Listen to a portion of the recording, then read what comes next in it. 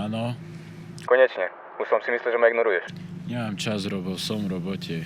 Čas máš, peniaze nemáš a to je problém. Povedal som ti, že to dám dokopy. Hovoríš to už tretí týždeň. Dlžíš mi 10 litrov, Martin. Ja potrebujem ešte pár dní. Nie, dnes. Stretneme sa v parku. Garáže -3. Prečo práve v parku? Lebo tam sa ľudia nepýtajú otázky. O hodinu, tam buď. A keď neprídem? Tak sa budeme rozprávať inak.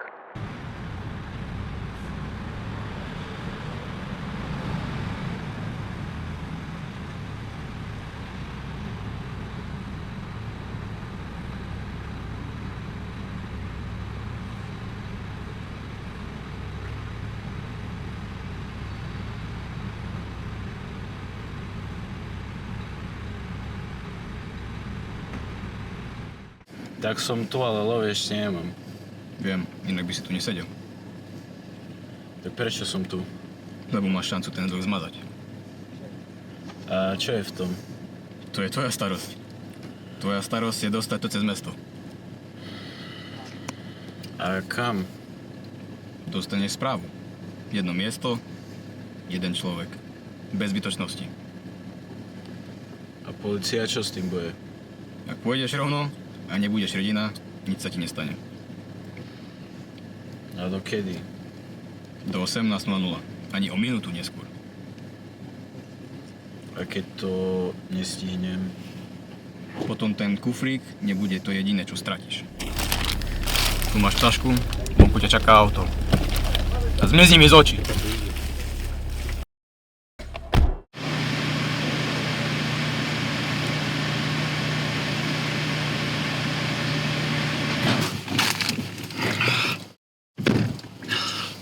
Martin, Áno. tak si to ty. Robo ti hovoril, kam ideme. Povedal mi len jazdi a doraz na čas.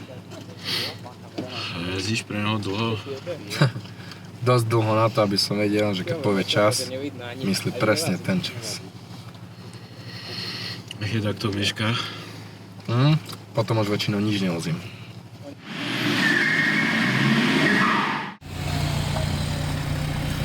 Čo sa deje? Nehoda vpredu. Nepohneme sa tak skoro. Koľko času? Fú, netuším. Možno 20 minút, možno viac. To nestíha. Tomáš Bobe, tak si vystup. Tu? Ak chce stihnúť, tak musíš ísť pešo.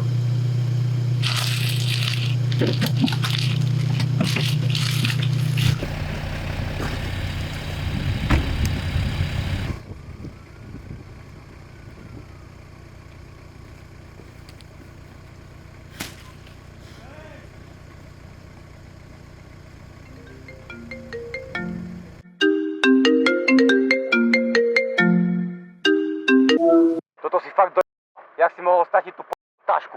Kamo, ja neviem, čo sa stalo, proste stalo sa, hej.